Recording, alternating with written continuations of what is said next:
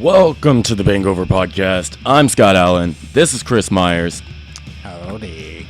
Today's episode is 30 years of shredding. It's going to be Exhorders. Slaughter in the Vatican. Okay, holy shit. I really wish we were still in our pirate radio days, man, and just like playing music and not giving a fuck. Oh, yeah. Because, man, just give me that name. Just say the name in front of me, and then all I can think of is just like, I'm just like, oh my god, I'm just about to have a seizure. I think of just blistering ear, slicing guitar, and then just drums, like, insanely fast, and, like, I don't know. I'm not even sure what he's doing, me being a drummer and all. I couldn't tell you. I couldn't play it, probably not like that. We always talk about the first time we were introduced to this band or this album, and for me it was you, so you tell me how you found it. I think it's just through all the Pantera deep dives. You know God, I mean? Here we go already with the Pantera. We did talk about this during the single, whenever the single for right. How can you not? What's the name of the song here? I'm going to pull it up. I think it's The Man That Should Not Be. Right. That sounds about right. We did the single react to that one, and it was awesome. But, you know, it was about time to have like an album sort of discussion, because we just talked about the song, and we kind of like did touch on some of those subjects, like the Pantera comparison and all these things. And at that time, too, the guitar player, one of the main songwriters, Vinny, he actually left the new, right, incarnation of the band, leaving them with only one guitar player, who we'll talk about. Because that guy's the man. The new guitar player? I just saw an interview with Kelly? Kyle. Fuck me. Sorry, Kyle. Of Kyle Thomas, and it was him with the I assumed it was the original guitar player. Yeah. I'm gonna pull up that album here, the newer one. Where am I? But yeah, so their new guitar player, so they're back. They're just kind of like a four piece now. No, well, they got one guitar. That's what I mean. They had the original guitar player and Kyle in the reinvention, right, in the new version, and then the original guitar player left, leaving just Kyle. And shit! Yeah, but so that was old. I know it was an old interview, but I didn't realize like in the past 2 years. Yeah, Marzi. Right, we talked about this on the other episode. It's just I'm so sorry. It's been so many episodes before. Marzi Montazeri and before. He's the new the other guitar player, and he's been like kind of all around with like other bands, especially here in Texas. Played with Phil and the Illegals. Was on Superjoint, the first album. He's on the last 2 tracks. Let's see, what else did he do? Yeah, he's done a bunch of like side projects too, and then he's like a producer as well. But kind of just all of this work throughout the industry kind of just got him. Yeah, accolades and noticed shredding and stuff for other people. And he's on He's endorsed by Solar Guitars, which is, I don't know if you've seen Ola England. It's like a famous YouTuber. It's like one of his guitar companies. No. He's guess I'm too busy watching drum videos. Well, so he has actually been in some other bands as well. Like the Phil and Superjoint, but then he also has this one called Heavy as Texas, and so pretty close to home to Texas. Prong as well. He's just kind of done. Okay. Stuff. Well, you've probably seen this guy perform multiple times. Yeah. Exhorder is very close to like where we're at, like where it could be almost a local band in a sense, but we know Louisiana is where they come from, and why they have that sound, like why their music is like this is because maybe you didn't know, but all music, or no, well, let me rephrase that. The music that we know nowadays, what we call like rock and roll and stuff like that, that was all invented in Louisiana because of the major port, ship port that came in. So you had so many different people from around the world coming in with different styles, and then all we did was just combine those styles together to create what we know, for like modern day rock and roll or blues or any of that shit, really. It really, especially jazz, you know what I mean? Like the big band, the jazz thing, and there's different like beats in the way, like some Louisiana music will be on like that backbeat. Yeah. So it's like there's so many different like ways that you can go upon it. And when you're in a metal band, hey man, like, oh shit, everything's on the table. Use anything at your disposal in the toolbox of music. Speaking upon this first album too, they did like this demo beforehand, which was like a cassette demo, and it I think it's called Rude or Get Rude, the Get Rude demo, and that kind of like sparks, it's kind of like that start of like this underground metal thing / punk rock thing that's kind of going on, where like cassette tapes float around, right? Because you could put them in your pocket. You can't fit a CD in your pocket, idiot.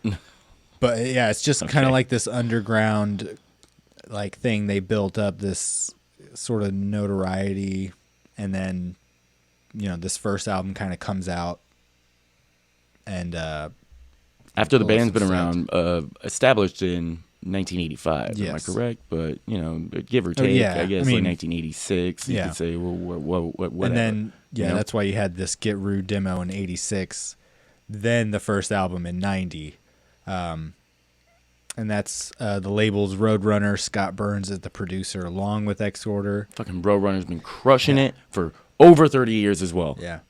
This came out on the 23rd of 1990, so the 30th anniversary, and it was recorded pretty long recording time, December of 1989 all the way to August of 1990 at Morris Sound Recording in Tampa, Florida. And let me see if I got some pictures here of Morris Sound. They have a pretty good looking studio. They have some pretty cool... It looks nuts. Like aesthetic, where it's like kind of like where like you're like I don't know how would you describe it. You're like on an old ship, like an old warship. Like the vocal booth has like the window for the vocal booth is like a giant a nautical sort of porthole, like that you would see like on the side of a ship. Yeah.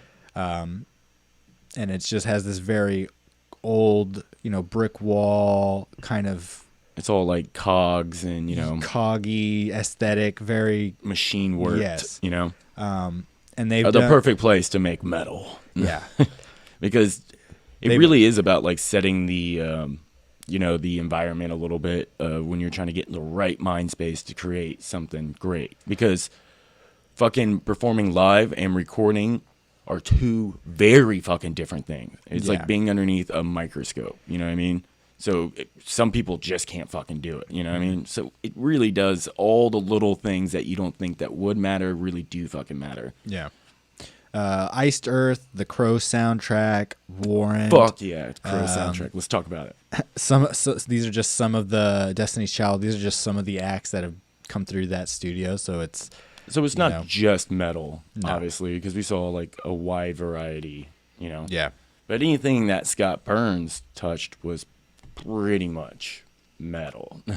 Pretty much. He kind of set that like tone. The whole death metal sound, Cannibal. And I know some people don't like it, but it was, for what it was back then, it was very new. You know what I mean? Or it was very different, I should say. Like, it's just a different way of going upon, like, a recording, a mixing, an engineer standpoint, because we're still not there where it comes to, like, perfection in recording metal. Yeah. This shit's hard. No, yeah. I mean, even listening to this album, you can hear everything. All mistakes and all, but it also makes it classic. You know what I mean? Yeah. Where, some of the drums, you can hear the speeding up and the slowing down of like certain parts of the song just because they're going so fast. It's like, I guess I haven't listened to it as much as you have, because I remember like our old band was just all riff savvy, and you and Ryan were just all about Exhorder and the way they fucking moved. You know what I mean? You were just like, fuck yes, speed. Fuck yes, yeah. You could totally hear like the speed part coming from like influence from this band into the old Gorehound stuff, where it's just like blisteringly fast. Yeah, riffs. just for like the sake of being fast and trying to get to the next level of technicality, if you will, like seeing what we can possibly do, just to make it technical. Really, I don't even think we were ever sitting from a musical standpoint ever once. We were just like, how do we make it more technical? Like, you know what I mean? We never thought like, how do we make it a better song? We just thought, how can we make this crazier? You know? Yeah. So yeah, done at Morris Sound, in Tampa, Florida. They're from New Orleans, but they got to go over there to record with Scott Burns, because Scott Burns is from Florida. Ex-music producer of death metal records. He hasn't really done anything like, you know, I mean, substantial since like the 90s with all the death metal, Suffocation, Cannibal Corpse. I mean, anyone that watched that Cannibal Corpse documentary, you know, because they talk about him a lot. And yeah, pretty much just got done like before the 2000s. Just, you know, laid down the legacy, and then just kind of like became an a software engineer or something like that. Probably makes more money. Computer engineer. So he stopped. Maybe his ears are shot from all the death metal. But I mean, he's just like, left this legacy in like music. You know what I mean? And then to just stop. And I mean, he's known by his name. You know what I mean? It's like the name is known by metalheads everywhere. Yeah. So, I mean, that's saying something when you were never one to actually be in a band. To, you know, it was still like you made a sound. Yeah. Which is, I find fascinating.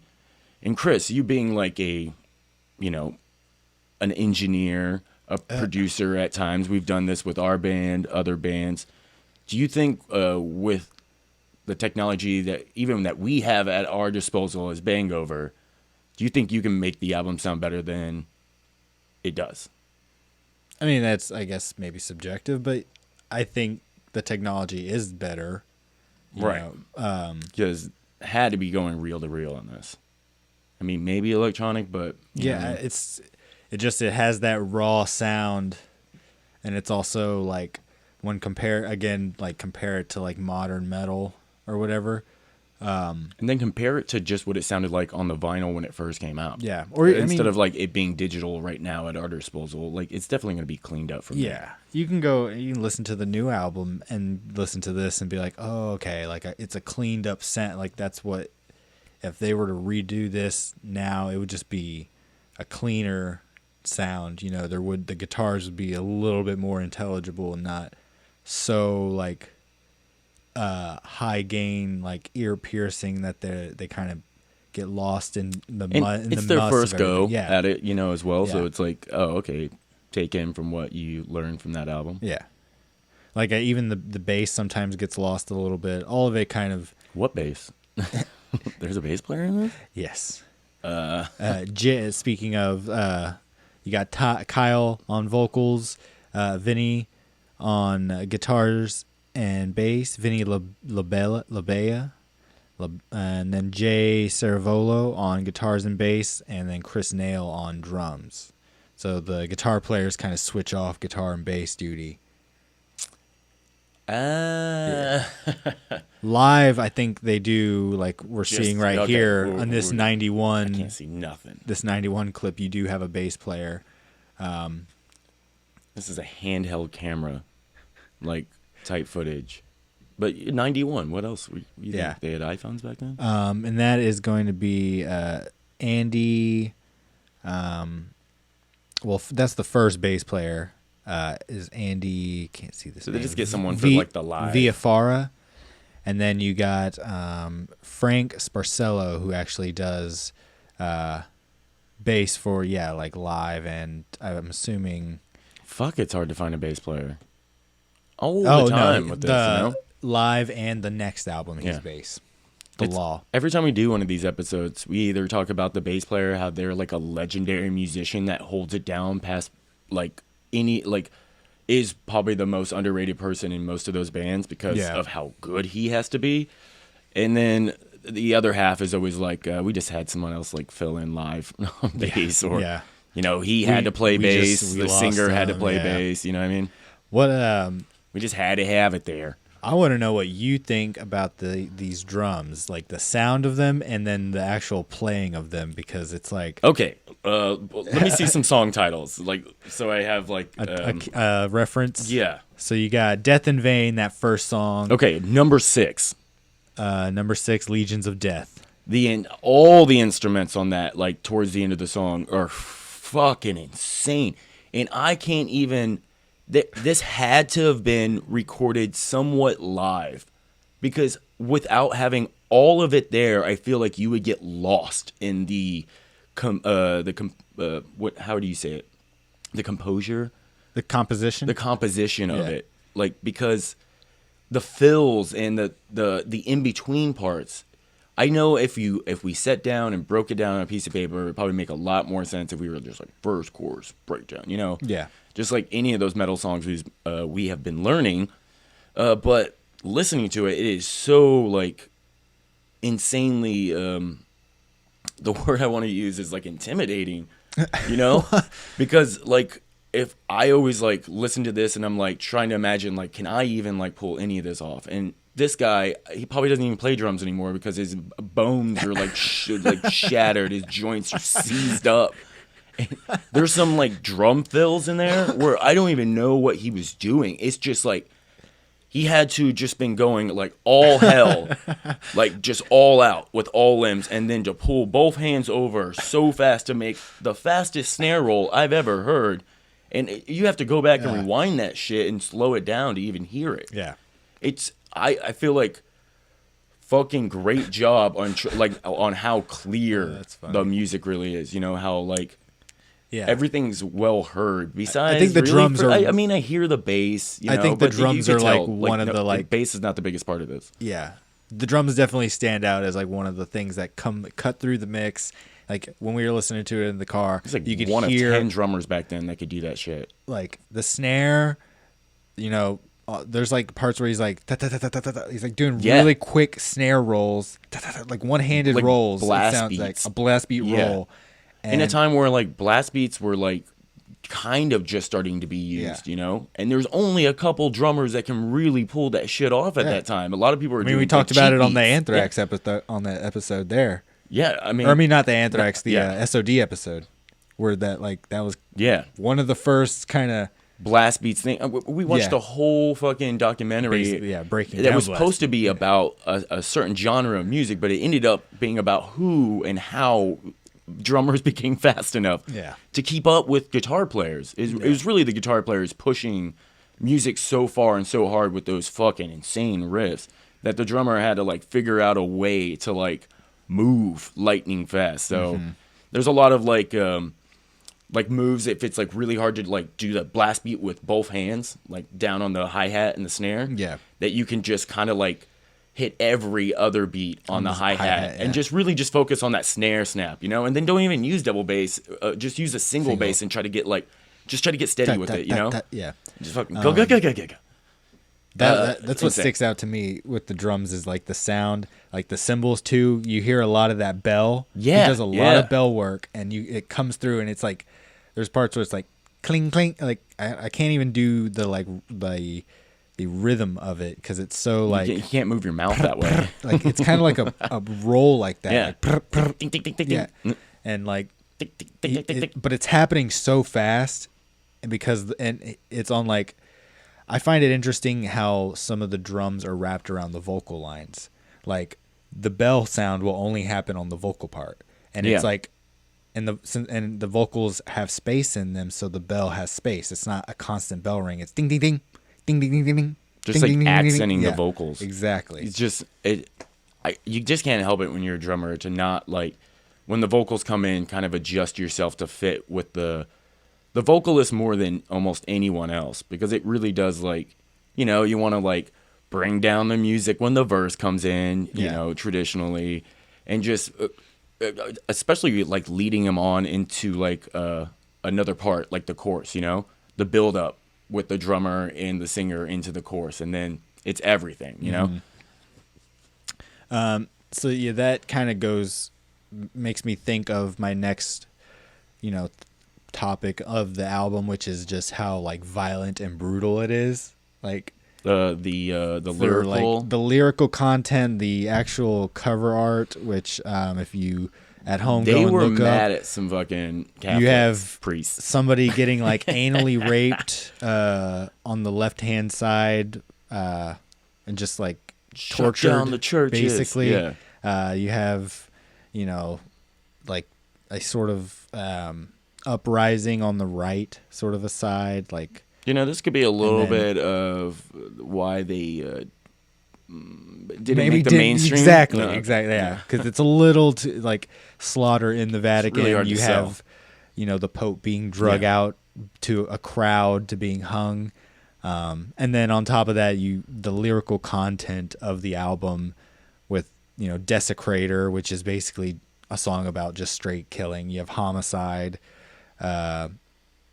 Anal lust. Where were you gonna slaughter, get there? slaughter in the Vatican. What are those lyrics again for that? Yeah, there's some pretty. I mean, there's also "fuck your God," no regard for your religion, something like that. That line where that breakdown comes in. I mean, there's like some really like heavy, in your face, no metaphor type thing. It's like this Very is direct. Very direct. So really not a fan of religion. No.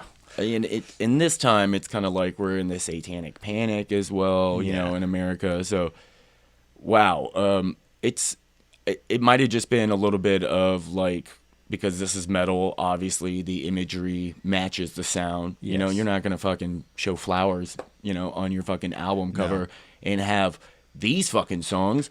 But at the same time, they were definitely preaching that they were like, this religion is bullshit. You know what I mean? And how it just fucking is just dug its claws into, you know, America. We're at 1990, and I think thrash at this point isn't like thrash is kind of dying. It's dying, but it never really had that hard edge. You know what I mean? Like there was. You mean like to the point where it's like, well, Slayer brought it to another level. I think Slayer did. It was more like hell and demonic, but there wasn't. Still a little bit slower than this. There wasn't like an act of violent. Yeah. Like it reminds me. That's why you kind of have this Scott Burns, Dark Angel, right, influence where there's like. I mean, he influenced that band, right? Right. So I just mean you have this like darker sound to this thrash. Because it's in all, it is a thrash album, but it does not sound like, you know, Anthrax but like the tone of it, like it's almost on its own level. You know what I mean?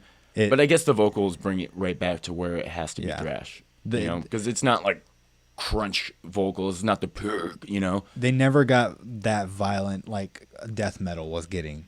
Like those bands were getting really like. But this in is your face recorded with death metal in mind. Like the music is definitely death metal. It's the lyrics that kind of set it away from death metal, because if you're not doing that, like can't understand what you're saying. I think the lyrics, yes, are death metal. The actual tone of it might not be like his vocals, the way he's singing. Yeah, it's he sounds like that because it's his Louisiana background. Yeah. You know what I mean? There's also it's in the way that they talk too. I think Desecrator, if you've ever heard them talk, the very end of that song has some of the fastest lyrics I've ever heard. It's like I know. Desecrator.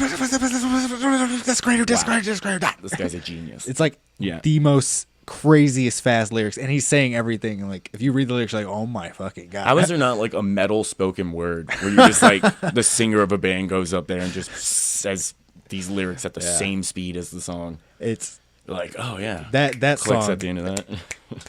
That's like some punk rock shit where it's just like spit, like, but it's and that kind of that's where that influence comes in. I mean, that's how thrash was made. Yeah. You know what I mean? We just needed to speed it up a little bit. So that was my like why I turned to them, because when I like somebody's like a thrash band or blah blah blah, they're like one of the harder-ish thrash bands I can think of when it comes to just like content and imagery and just like, you know. I was just always sad that we like, only had 2 albums, you know?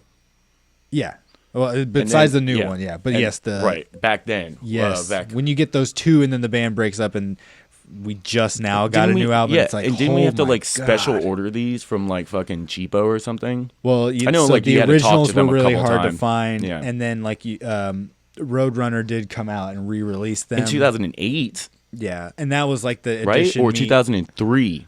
Okay, so that's around the time where we could have found it. Yeah, that was when, you know, when we were CD shopping, you find it because it's reissued. You're like, oh shit! But you get both of them, and you know it's kind of cool. It's those Roadrunner reissues aren't like that bad, you know. For like a deal, you get like both, you know, classic albums. Yeah, most of the time it'd be like for like $10, $25. Oh, really? Around, This one was really cheap because it's kind of more an obscure. It's not so it can't hang on the coattails of like it's the longevity of this band. You know what I mean? Where like Slayer could set that price because Slayer has still been making albums for constantly 30 years.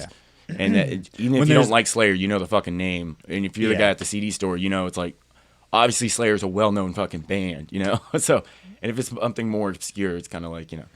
And then that's great for like music fans because we always like to keep it to ourselves a little bit. Well, that and then you buy this 2 CD Roadrunner reissue, and you have the whole. That's the box set. That's the anthology. That's it. You know what I mean? Yeah, that's everything. It's probably, you know, there's probably something in this Wikipedia that's gonna come and say like, why they didn't like their longevity or what it was. You know, it's just band tensions, members. Yeah, you know, you get band tension and stuff. Yeah, also keep it going. And it's it's a weird time to be in a band. You're not really making any money. You just grind on the road. You're right back in the studio, working hard. You know, it's like never ending. I think it's very not rewarding. Not at that time. Yeah. It took like they opened for some awesome years, bands too, and 20 years for people to be like, this fucking band still kills. You know? Yeah, what I mean? It's the content too. I think. To that point you were making where like but this is exactly what people were wanting, you know, like even Suicidal Tendencies is still on their whole thing with like shock and awe on almost every fucking album they do, but like this isn't getting carried at Walmart, whereas like I mean I don't think any of that shit like the bleeding had to get changed, like Walmart still would carry like Cannibal Corpse, but they'd have to like swap the album covers or whatever, you know what I mean? This I think why even bother then? Well, that's what I mean. I think at some point it didn't matter, but you're like, it's fucking keep the it out whole of that store. Content of the slaughter in the Vatican, like it's like you're saying the religious thing you can't avoid. It's not even just a violent thing. And that's bullshit too, because the freedom of expression, your amendment, your freedom of speech. What time did God Hates Us All come out? God Hates Us All like 2000 fucking. So it's not, if this would have came out a little bit later, I think it was just too ahead of its time. Or you know what I mean? Where like we were in the satanic panic, yes, and people were like scared that devil worshippers were hiding in like your neighborhood, ready to suck your little child's penis blood from him. That's what my dad told me. Yeah, he's like, there's a guy out there that sucks the blood out of little boys' penises. I was like, I'm never going outside again. I think he was talking about fucking Richard Chase, the vampire. No. But yeah, flashbacks of that. Oh my god. But yeah, I remember like being a kid in that time, and it's everywhere. It was on fucking talk shows. We all know of the West Memphis 3. Come on, that was like a little bit after this. Of course, this shit's gonna get brushed under the rug.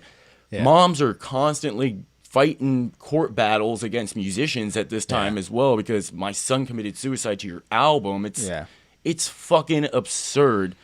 But in every way, it just like you're just adding fuel like to this fucking fire. You know what I mean? Yeah. This out of control oil fire that you cannot put out. And that's kind of what metal is. It's something that like no matter what, it's just always going to be there. There's always going to be people that love it. You know what I mean? And that's why this stuff can always come back. It's like that Tenacious D song, you know? Like they tried to kill the metal, but they failed. It's true because it's been around for. This is a 30-year-old album, and wasn't metal around 30 years prior from that on Black Sabbath? Or let me do some math, like 1970. We just did the 50 year. Yeah, 1970, So, yeah. and then even in the 60s, there was some weird fucking shit that you can say it was definitely metal. Yeah. Again, I think it's just a little too ahead of its time or before its time. Maybe that's what I mean Yeah, to say. and Before probably its just time, piss poor marketing. You know, it could have been a little bit of Maybe, yeah. Roadrunner just not Roadrunner's pushing fault. them as hard as they were pushing other bands at that time. That happens too. Some bands get swept under What the rug time did if they didn't Roadrunner make start? the biggest blast. You know, Is this Roadrunner? I Probably had at the to been start. around this time. Yeah. Because they're not the oldest fucking record company. It's more like a record company that changed its name a lot. You know what I mean? Yeah. And was bought out by someone else back in the 70s or the 80s. And just kind of, that's always the story with these things. Because you can't let them die because the albums die at the studio. So you got to, someone has to pick up the record label if it's going to fail so they can reattain all the music that they had. Otherwise, what would happen to all the shit on Roadrunner if no one picked up Roadrunner? Thank God we have Nickelback, like just funding Roadrunner and making metal for us. Thank you, Nickelback. So to finish up the production notes, you got all the songs are by Exhorder. They're produced by Exhorder and Scott Burns. Different writers for each song, but pretty much, the main four, just writing all the songs. You have Chris Nail credited on pretty much. It's pretty awesome that the drummer is like he's credited. Yeah, he's given writer credit. Pretty much every song, besides number 2, is Chris Nail's co-credited on. So that's pretty cool. Then you have recorded and mixed by Scott Burns. So he also recorded and mixed it. I think that's kind of, again, why it has that just like death metal sound of just like raw guitars that you can't even tell what they're doing half the time. But the drums are like intelligible and like really like fast and in your face, but also kind of garage, dry sounding. But there's still like a hollowness in the middle of it all. And they've even gone out and said like it probably wasn't the best sounding album, and if we could gone back and done things different, but like what artist don't think that fucking way? Like what artist besides for like the one that made like the album that was too fucking good that they were like, I'd rather go back and never make that album because it changed the way people looked at me. It's true that they might not like it, but in that same vein, it also has its own character. Not the sound, maybe that's all it was, But it has its character. Like I don't know of any other album that sounds like this. No, and they were saying it's really hard to. Forever, it was like they couldn't reflect their live sound onto the album. It was just too much to be recorded. It was unintelligible. It's like all those Cannibal Corpse albums where they just couldn't get the live album down. At some point. Well, at that time, the live albums, Cannibal Corpse, I just can't even really listen to because it's just too fast. Nonsense. But at the show, it sounds intelligible. Recorded, mixed Scott Burns, mastered by Mike Fuller at Fuller Sound, like we talked about. All songs published by Roadrunner, and then you had the photography by Kurt Coste, and that artwork, that cover art by Kent Matthew. And fuck yeah, Kent Matthew. Is he still doing shit? I'm gonna reach out to that guy. That is if you're just listening to the audio, go. Go check Google. Yeah. This shit. Why don't you just turn this off and go listen to the album if you don't know what it looks like? You haven't heard it either. Yeah. Some interesting little facts. The new members, the new bass player Jason Veerbrooks was in Grip Inc. Awesome. Yeah, so it's like, very awesome. I've played with Dave Lombardo. Put that on your resume.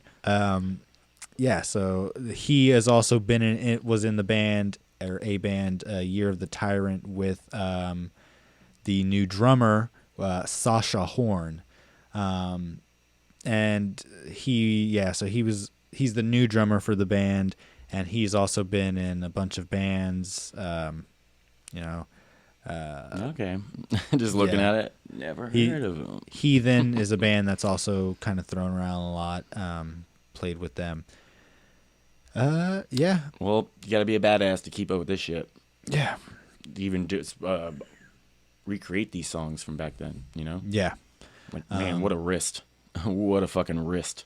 I mean, just to recreate them live, seeing seeing them play live too, like being able to recreate it. They somehow some reason love Austin because they've come multiple times. So when was this? 2011 or something, where they were like, "We're coming back," and then everything just fell fucking apart again. Yeah, so they were doing that. They had it was like, and remember, we were so in love with the band. Yeah, it's right. And then another fucking local band that we always played with got asked to open up for Exhorder. Yeah, and they were like, "Yeah, we're opening up for some band called Exhorder from like the 90s." I never really heard of them, and we were like, "Oh, that's cool." I'm just like so fucking angry inside, like, "Why the fuck weren't we asked?" You know. So but that show didn't happen. No. Well, so it was canceled. The 2011 one did. One did. This was supposed to be another one. Yeah. So in 2009, that's when they kind of get back together. 2008-ish, 9. And it's literally like the original band, besides like a new bass player. Or actually, it's the original bass player. They got Andy how do you say the name? Villafara. It was pretty much the original band. Chris back on drums. You know what I mean? Then they get a new drummer, Seth Davis, who fills in. And I don't know if that's who we saw or not.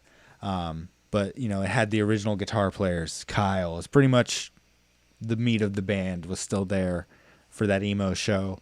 Now the latest, you know, version of the band is has a different, pretty much is Kyle. A whole new group of people. The whole new group of people. I'm still glad they're going though. You know what I mean? Where it's like, yeah, just fucking get a group of people, because music is fucking just great to play, even if you're not gonna like go on tour in Japan or anything like that. You know, it's still just fun to do this all the time. I hope they can like remedy some things, maybe, because they the original. Yeah, they just were cooking out songs. You know, we just listened to that. I guess that's what it was the whole time. It's just like personality clash, and some people just can't work together. That's just how it is. You know, you'll like, argue back and forth like, it's like it's you just don't know how to like work with other people. Or it's like, well, you don't know how to work, and it's really just you guys just don't work. You know, and that's just how it is.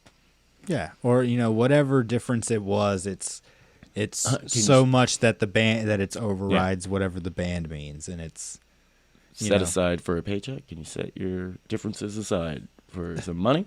Well, it's the money, and kind of like that.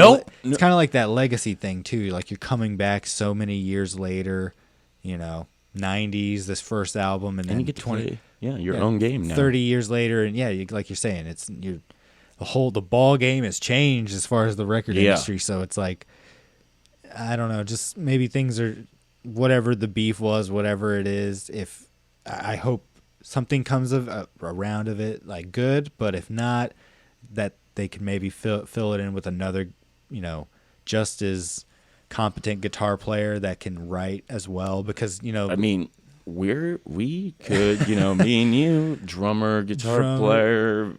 I could start doing CrossFit to get ready to play these drum tracks. Well, let me know. Let me know, Kyle. It's just let me know. You know, listening to this album, hearing those solos, it's like a Slayer thing where like one guitar player is playing a blistering fast rhythm part, and the other guitar player is just shredding over it. You know, that was their live. That's why Slayer, you know, when you see them live and they do that, it's like awesome. Carries, like they're doing this passing of back and forth, and riffs are just flying. You know, and you're like, holy God, like what's there's solos flying all over the place. That's kind of like what like Exhorder kind of had too, was like just blistering solos, 2 guitar players, and now you know, it's kind of all falls to one guy, and it's like all of the guitar duty and just like, chugging, flying, and it's insane that even he can do that. You know, I don't know what it's like. You gotta have a great bass player to back you up. You know what I mean? And just fill in that shit so you can go ahead and go solo crazy. Sure. You know, plus the drums and all of it. Yeah, but it's pretty crazy that you're like, it's a 4-piece. You're like, fuck no, it's not. You know what I mean? Yeah. No. Now it's a 4-piece, and so it's like, ending on some notes. Do you have any fun facts or? Well, I just always see a bunch of stuff. I don't know if it's fucking true. This is just rock and roll fucking lore, and you just maybe never get the right answer. We did go over a lot of stuff in the other episodes, so that's another right. We're not going to try and double. I just there was some there was a musician that worked with Phil and all these band dudes back in the day, and I'm not going to say his name, but he came out on an interview and was saying how like, yes, Phil definitely stole Kyle's vocal style, like after seeing them play live. Like, because if you think about it, like on Cowboys from Hell, it was very Judas Priest sounding vocals. And then the next go around, it sounds just like Kyle, and it's fine, whatever. That's how music was fucking created anyways, is you take things and bits of things from other people. Contemporaries, But this guy even goes out further and saying like Dimebag like totally stole a riff from Helmet. Oh shit. Like was showing him a riff, like the guy from Helmet, and was like, I want to show you this riff. And then the guy was like, that kind of sounds like one of our riffs. He was like, yeah, I got it from you guys. And just blatantly, but again, this guy is just, sitting at home. He's not doing shit anymore. And he's like, I got some stories, come and do a podcast interview with me. I got some shit to say. I got some gossip, Yeah. But what was some of those forums that you saw? Like, this is like Pantera on steroids. Well, yeah, it's like a violent Pantera. Yeah, cut out all the fucking bullshit. Fucking yeah, the band is. What do you call it? Is like their softer songs. Gets compared to them a lot, and like reading fan stuff and reviews and stuff. That's just doesn't really sound like the same band. No, I mean it's like just more violent and more like as far like all the way around and like blistering, killing your ear. Like it's just aggressive. Not to say like you're saying, Cowboys was kind of like that Judas Priest. It was a little bit more cleaned up. Yeah, a little bit more produced. But all the songs on that are just like how this are, where they're like, like going fucking nuts to butts, Yeah. And then they, even though their albums got heavier and Exhorder has always just been Exhorder. Yeah. But even though they got a little bit heavier, you got to kind of like start settling into a rock and roll groove if you want to be more of a mainstream thing, where you just have more of like. This was supposed to be the, Exhorder is supposed to be the story of like how metal got its groove back, But in a lot of ways, like I love this type of groove because it stayed solid with their thrash goings. Where like Pantera is like kind of moving, like fucking Cemetery Gates. It's gonna be like played if you put on. They're Pantera ushering like, in that new era of metal that's coming with the early 2000s and stuff. Yeah. So they're you're saying, but Pantera was obsessed with like that classic. Rock and roll bands like Judas Priest, like Van Halen. They wanted to be like that. That's what they did cover songs of. Exhorder was like, we want to break everything when it comes to like what you thought that you could do with this style of music, and like take it to another level. Very influential to so many bands that can look back, and say Exhorder definitely was like made them like start moving. It's like, man, get that wrist up to speed. You know what I mean? Get those drum legs moving. Double kick it. Yeah. So, fuck all that shit. Who cares? He might have stole some vocal style. We used to have arguments back in the day. It was like, who's better? And both for you and Ryan were like, Exhorder's way better than Pantera. I was like, but the amount of albums, what I mean? There's just more material from Pantera, but... tomato, man. Exactly, like whatever you want. Exactly. Yeah. Yeah, like what you want. This is great now. It's like, of course we were doing that when we were kids, but... it's like, Phil's a dick, right? And we've never heard anything about Kyle Thomas being an asshole, really. Not yet. Yeah. Probably never will, though. Decibel named the album, or put the album in its Hall of Fame, into the Decibel Music Magazine Hall of Fame. I'm assuming just because of how influential it is, like you're saying, just throughout the years. It kind of just... both albums just are killer. Just keep going, blistering fast. Like, it makes fucking death metal bands blush, the shit that they were doing. It's like, how do you get your finger to move like that? Yeah. How do you get your pinky to wrap around that way? Yeah. And again, like, that drummer is probably influenced so many people as well. Just being like, fuck, how the Just fuck so do you on blast it, fucking yeah. beat? You know? Yeah. How do you use those double kicks the way you do? Yeah. They didn't have any of that. Like, you must have been using old, like, single chain fucking double kick pedals back in the day with a single spring on it, you know, and a loose as a goose drum head. And that was just all leg work. There was no, like, recoil in that shit. Fuck. Yeah. I'm sure this guy's just aching in pain after all them years of just kick. Anything else you want to end out for? You can go follow Exhorder at Exhorder on Instagram. Very easy to find. I believe it's, let me just double check. But while we're there, you can find us at BANGover Productions on Instagram, BANGover Productions on YouTube, BANGover ATX on Facebook, and then BANGover at T Public. If you want to go over and get a shirt, a mask, a coffee mug are really cool. And got some masks around here somewhere. On the other, behind the computer. Behind the computer. I'll be right back. Vamp.